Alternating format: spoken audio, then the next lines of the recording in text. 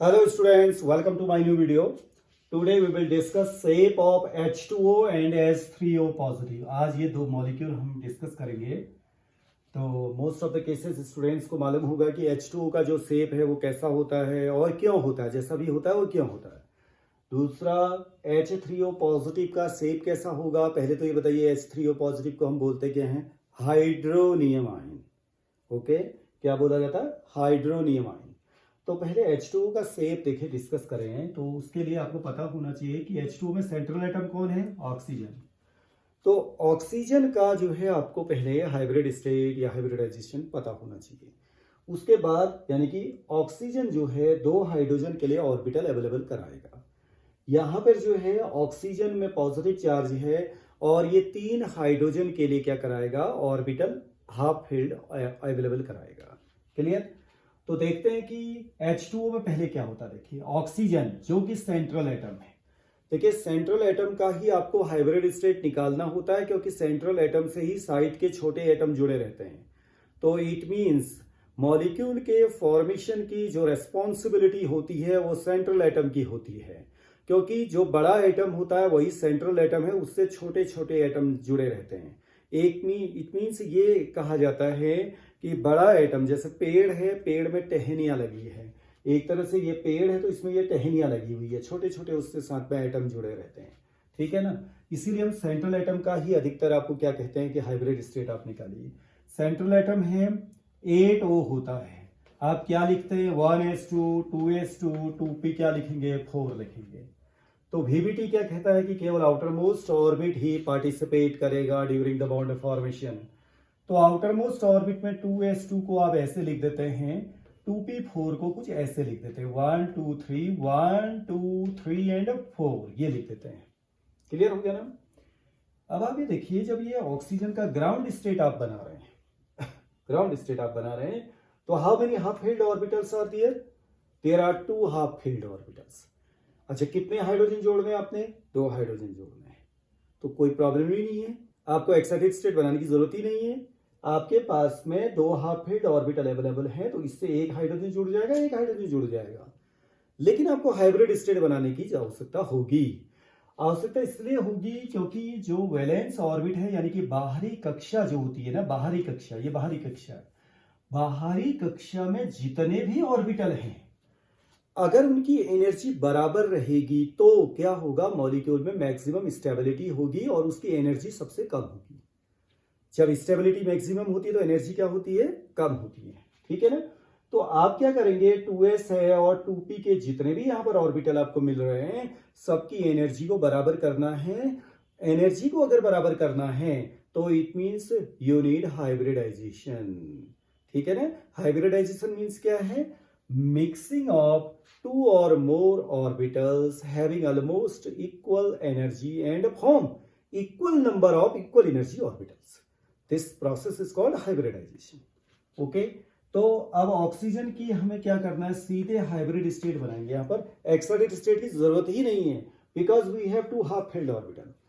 जहां पर required number of half filled orbital नहीं है वहीं पे आपको एक्साइटेड स्टेट बनाना है. अदरवाइज और जगह पर आपको हाइब्रिड ये एक्साइटेड स्टेट बनाने की आवश्यकता नहीं है. ठीक है ना. तो अब आपका क्या होगा, ये 2s और ये 2p के सभी ऑर्बिटल क्या हो जाएंगे, मिक्स हो जाएंगे. ये हो गया. 1s से कोई मतलब नहीं है हमारा यहाँ, क्योंकि वो बॉन्डिंग में पार्टिसिपेट नहीं करेगा, वो इनर ऑर्बिटल है. ठीक है ना. ये 1 हो गया, 2 3 एंड 4. इसमें 2 इलेक्ट्रॉन हो गए 1 2, इसमें 2 इलेक्ट्रॉन हो गए 1 2, इसमें 1 1 इलेक्ट्रॉन हो गए. इनके नेम क्या होंगे देखिए, sp3 sp3 sp3 and last one this one also sp3. Clear हो गया ना. तो अब आपके ये जो हाफ फील्ड जो 2 दिखाई दे रहे हैं आपको ना, इनके साथ में तो हाइड्रोजन एटम बॉन्ड बनाएगा, लेकिन ये जो 2 पेयर आपको दिखाई दे रहे हैं वो जो है फुली फील्ड ऑर्बिटल हैं, उनमें कोई भी बॉन्ड फॉर्मेशन नहीं होगा. These pair are called non-bonding electron pair and also called lone pairs. Okay? अब जब आप H2O बनाएंगे तो H2O सीधा सीधा क्या बनेगा, देखिए इस तरीके से आपने ये 4 ऑर्बिटल यहाँ पर लिखने 1 2 3 4. ये फील्ड है, ये फील्ड है, हाफ फील्ड है, हाफ फील्ड है, ठीक है ना। तो sp3 sp3 sp3 and this one also sp3। एक हाइड्रोजन इससे बॉन्ड बनाएगा, एक इलेक्ट्रॉन और आ जाएगा, एक हाइड्रोजन इससे बॉन्ड बनाएगा, एक इलेक्ट्रॉन और आ जाएगा। तो ये तो H2O बन गया। अब इसका ऑर्बिटल कॉन्सेप्ट अगर लेके आते हैं तो ऐसे बनाएंगे। ऑक्सीजन है, ऑक्सीजन के चारों तरफ कितने हाइब्रिड ऑर्बिटल हैं sp3? 1 2 3 4, चार हैं। 1 2 3 4, क्लियर। 1 2 3 4 और एक इलेक्ट्रॉन ये हो गया, ठीक है।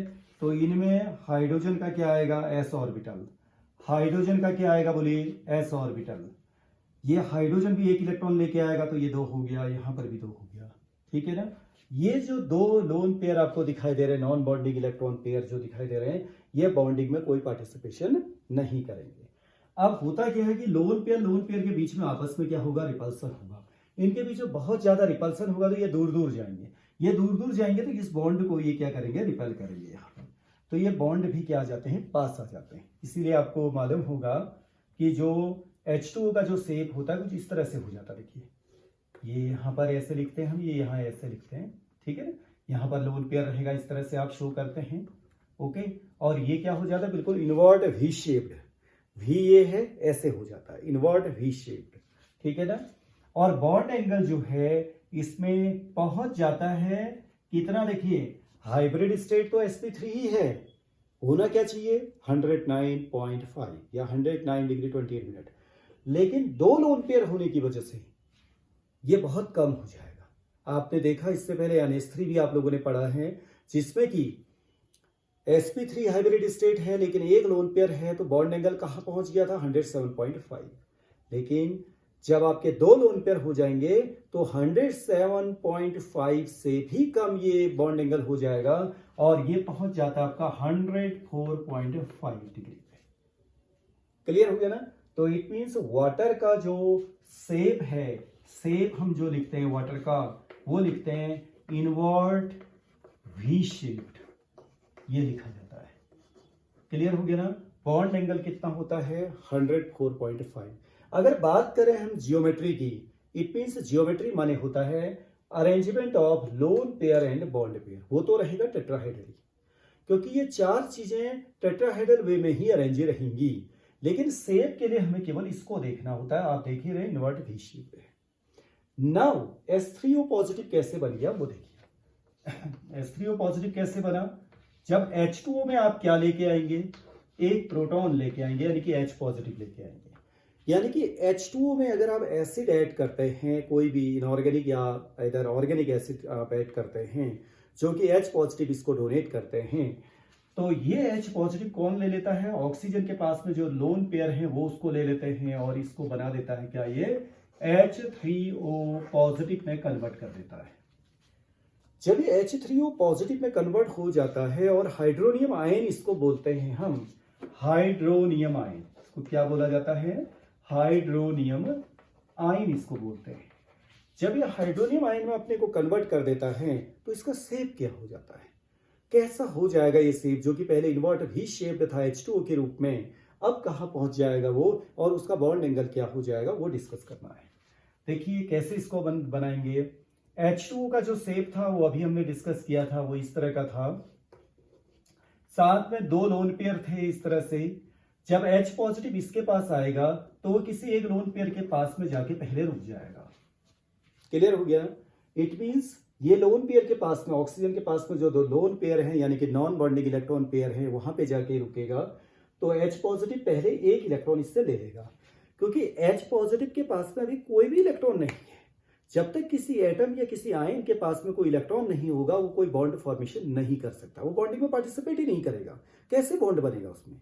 क्योंकि बॉन्डिंग के लिए कौन रेस्पॉन्सिबल है? इलेक्ट्रॉन रेस्पॉन्सिबल है, ठीक है ना।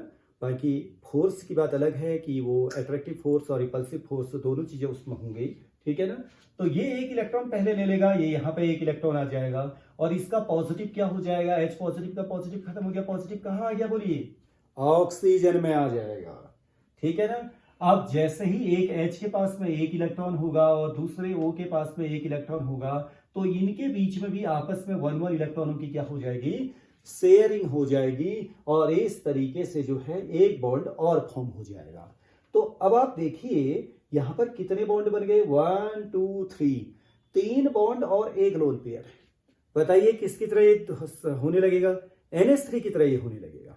NH3 में भी क्या होता है आपका, देखिए मैं यहाँ पे NH3 का बना देता हूं, देखो NH H H और एक लोन पेयर, 3 बॉन्ड होते हैं और एक लोन पेयर होता है। यहां भी क्या हो जाएगा, 3 बॉन्ड और एक लोन पेयर। दूसरा पॉइंट, ऑक्सीजन के टोटल नंबर ऑफ इलेक्ट्रॉन कितने, 8। एक पॉजिटिव आ गया तो वो किसके इक्विवेलेंट हो गया, नाइट्रोजन के इक्विवेलेंट हो गया।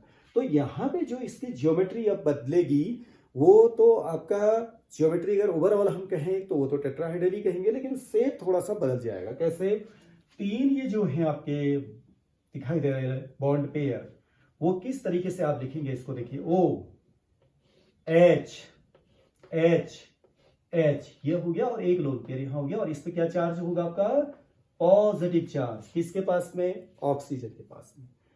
नाउ जो बॉन्ड एंगल होगा इसमें, जो कि वाटर में 104.5 था, 2 लोन पेयर के कारण अब एक ही लोन पेयर यहां पर बचा, तो रिपल्सन क्या होगा, लोन पेयर बॉन्ड पेयर के बीच में थोड़ा सा कम होगा, ठीक है ना। तो बॉन्ड एंगल थोड़ा क्या होगा, बढ़ जाएगा।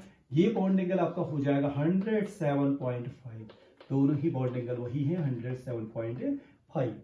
और इसका जो शेप हो जाएगा वो क्या हो जाएगा, बोलिए, वो हो जाएगा pyramidal. Pyramidal it means almost equivalent to NH3। जो H3O पॉजिटिव का जो शेप होगा वो किसके इक्विवेलेंट होगा, अमोनिया के इक्विवेलेंट होगा।